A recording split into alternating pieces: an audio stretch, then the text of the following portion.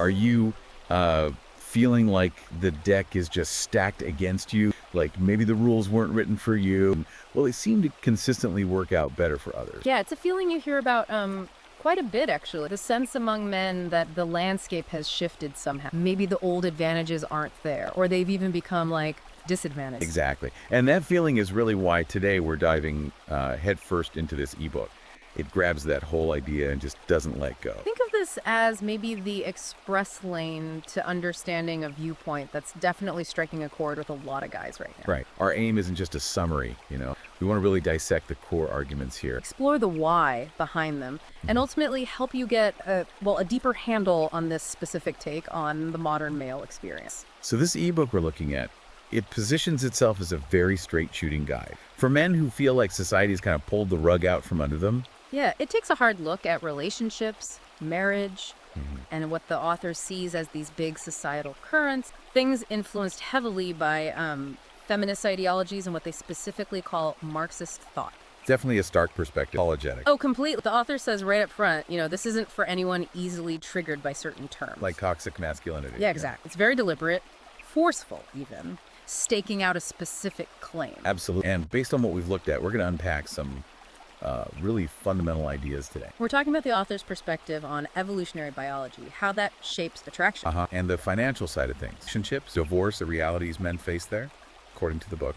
And the argument that key institutions, maybe they've been, let's say, co-opted by certain ideology. Right. And importantly, what strategies the book offers for men. How to navigate this landscape it portrays as, well, pretty adversarial. These are, let's be honest, charged topics. And this ebook tackles them with a very, very specific lens, often controversial. For sure. Our job here is to understand the logic, the points being made within that specific framework. Yeah, not necessarily to debate if it's ultimately right or wrong, but to see how the argument is built. Precisely. We want you, listening, to come away with a much clearer picture of the arguments being made, the evidence, or the reasoning used to back them up. And maybe, consider how these ideas might intersect with your own life, your own observation. Yeah, which leads to that question for you, doesn't it? How do these themes, biology, society, money, and relationships, perceived ideological shifts, how do they show up in your world? Or in the experiences of guys you know?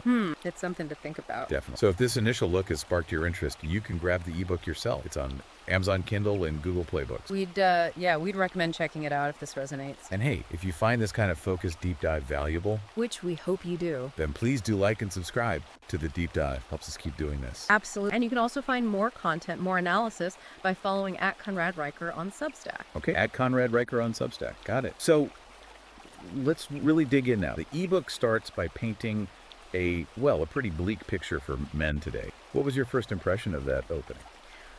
The immediate feeling is one of deep grievance, really. Strong language, the sense that men are, under attack. Not just emotionally, but financially, socially. Right, and the author uses their own experience, right? Divorce seems key. Yeah, a transformative experience, but described very negatively. Yeah. It sets the stage for this much broader critique of society. It's not just personal, it's presented as systemic. And a big piece of that, introduced early on, is hypergamy. Can you unpack how the book explains that? Sure. The ebook presents hypergamy as this fundamental drive, evolutionarily ingrained, it argues, in women, to seek partners of higher status. Status meaning? Well, resources, social standing, maybe perceived dominance, that kind of thing. The book argues it's not new, not modern, but deep biological programming, shaping mate selection forever, basically. And they use history to back this up. Exactly. Yeah. It points to things like post-war societies, medieval social structures, trying to show this pattern of women marrying up as a constant. So the idea is, even if we talk about love and equality now,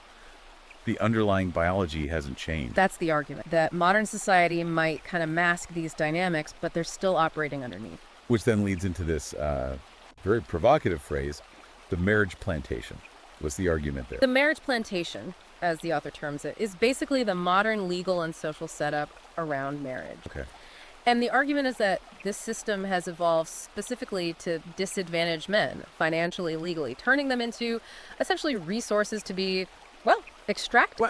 Yeah. And the author points a finger directly at feminist ideologies for shaping and perpetuating this system. It's a really strong analogy. It suggests systemic exploitation almost. It does. And it connects to this other idea, beta provisioning. How does the book lay that out? Right. Beta provisioning. It's explained through that evolutionary lens again.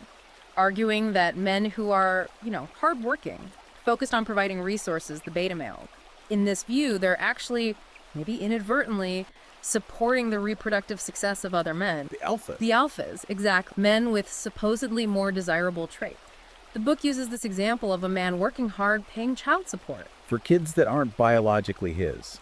Right, as a prime example of this beta provisioning concept in action. That's a pretty brutal assessment. It's like saying these beta guys aren't failing personally. They're just fulfilling a biological role, often hurting themselves in the process. That pretty much captures it. It's a very deterministic view, isn't it? Downplays individual choice, emphasizes what the author sees as just the cold logic of evolution. And then there's the estrogen algorithm. Catchy name. Not actual computer code, though. No, it's metaphorical. The author uses it to describe what they believe is this innate biological driver of female mate choice. This algorithm, the book says, inherently prioritizes status and resources over, well, maybe other things. And they use examples to illustrate this. Yeah, things like mentioning Ukrainian refugees seeking provision or historical war brides, Well. used as evidence that this prioritization is just deeply wired in. So again, the argument is not social conditioning, not modern trends, but fundamental. That's the claim.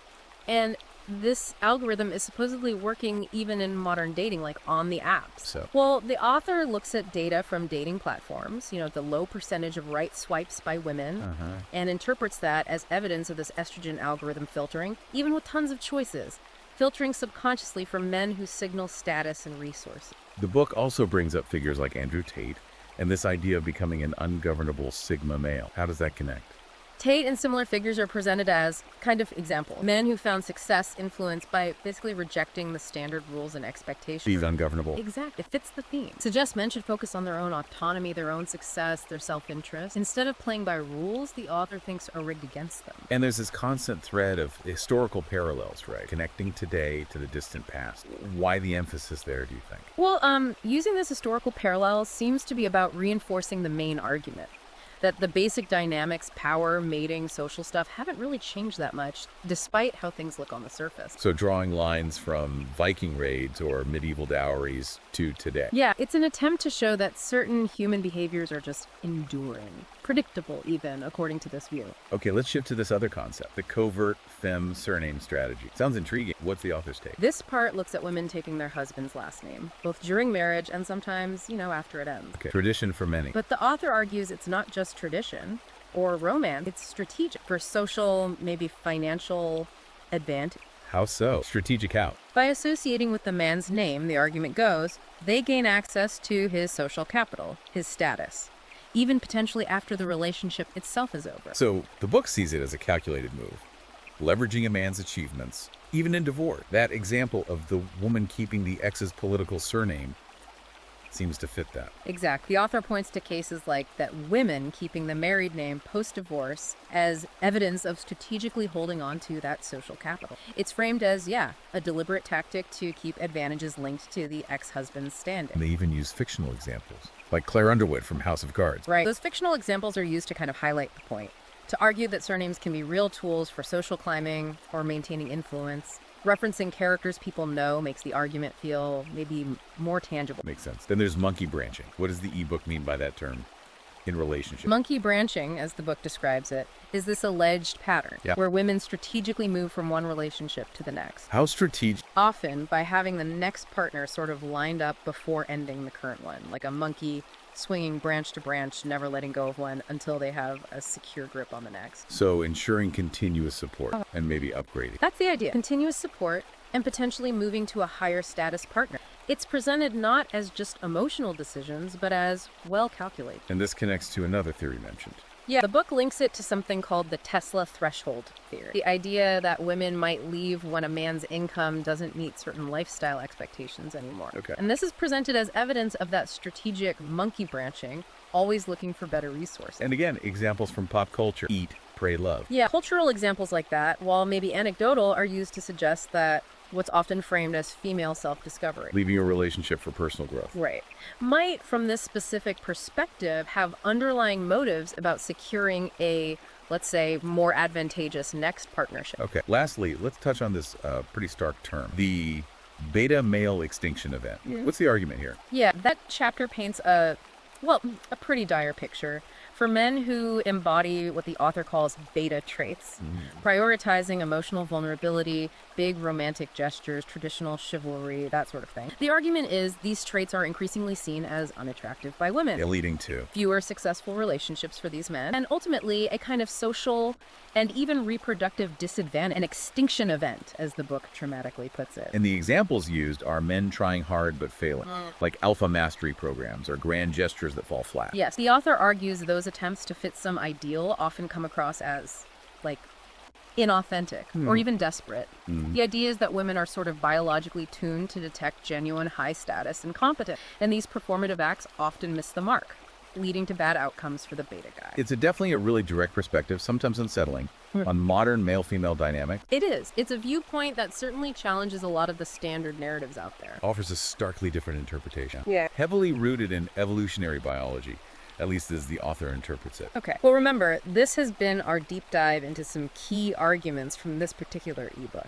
You can obviously explore these ideas way more deeply yourself. Yeah, grab a copy on Amazon Kindle or Google Playbooks if you want the full picture. And to keep exploring complex topics like this with us. Please do make sure to like and subscribe to the deep dive. It really helps us out. And for more content, more perspectives that might resonate with this viewpoint, definitely check out at Conrad Riker on Substack. That's at Conrad Riker on Substack.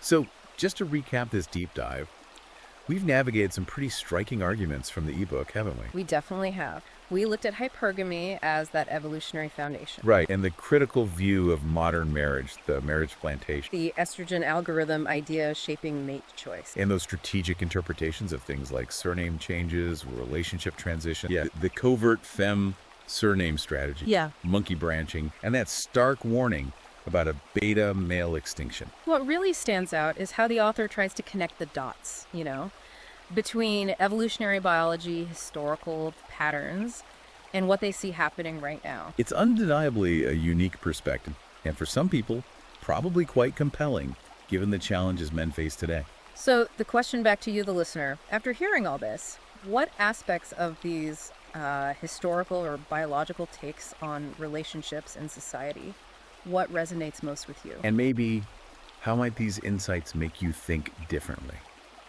about your own approaches, your observations? It's worth considering. And again, we really encourage you to read the full ebook, engage with all the arguments, look at the evidence presented. And form your own informed conclusion. That's key. You can find it now on Amazon Kindle and Google Playbooks. And if you found this deep dive useful, thought-provoking, Yeah. please hit like, hit subscribe. We'll have more discussions like this. Absolutely. And one last reminder to follow at Conrad Riker on Substack for more related content. Okay, well, the game continues, as they say. And knowledge, understanding the dynamics, Yeah. that's your edge. Stay sharp.